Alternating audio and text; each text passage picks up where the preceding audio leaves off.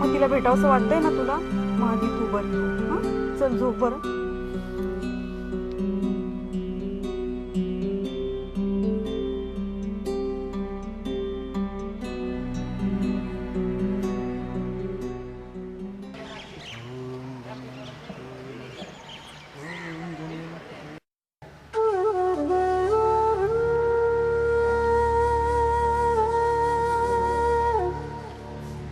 बच्चू नाही तर हे घर भकास वाटतं रे.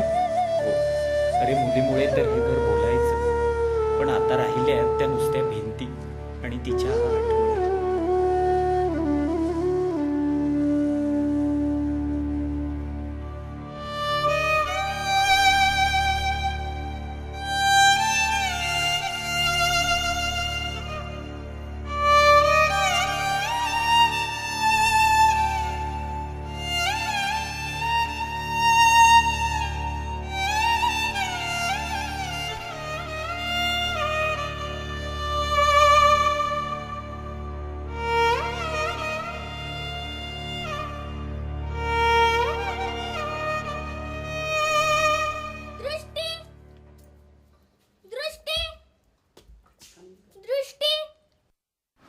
कोण हवंय तुला? ओ इथे दृष्टी खानविलकर राहते. चालते बाई इथून. तू चिमू ना, तुझीच नजर लागली माझ्या मुलीला. आता काय हवंय? नाही काका, तुम्ही खोटं बोलताय. असं नका ना बोलू काका. मी तिच्या दृष्टीने जग पाहत होते, पण देवानी ती पण दृष्टी हिरावून घेतली. खरंच या जगात देव नाहीये. नाहीये या जगात देव. नाहीये. नाहीये या जगात देव. नाहीये. अरे असं काय करतोस? झालं ते झालं. वेळेला कोणी थांबू शकत नाही आणि त्यात तिचा काय दोष आहे? अरे आपण दृष्टीला पाहू शकतो. हे बघ, आपण नेत्रदानाचा फॉर्म भरलेला आहे की नाही? हो बाबा, विसरलोच मी. आताच डॉक्टर नवांगुळांना फोन लावतो. Hello doctor Navangul. हा मी खानविलकर बोलतोय. तुम्ही दृष्टीचे डोळे कोणाला दिले आहेत का? नाही ना. आम्ही एक नाव सुचवलं तर चालेल का? Thank you very much sir. आणि ते नाव आहे चिमू.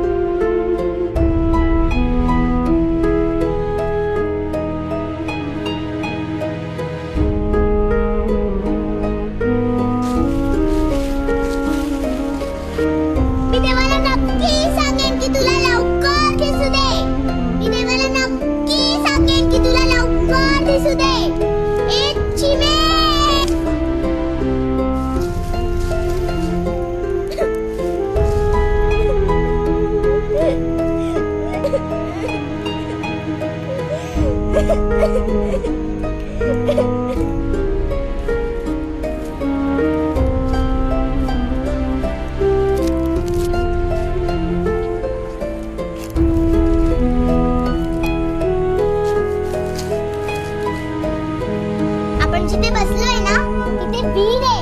हा बघ आता पाण्याचा आवाज आहे.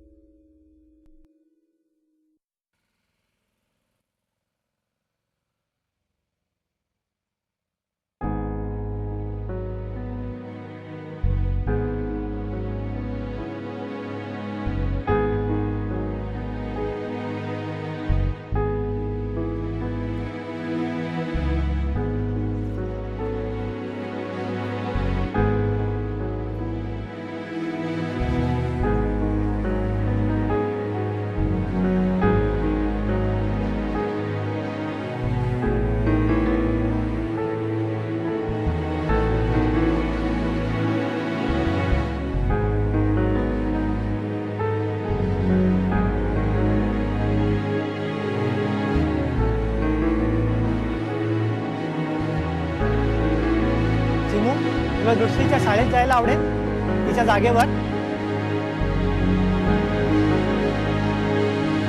आजपासून तू आणि तुझी आई आमच्या सोबतच राहणार. चल गाडीत बस.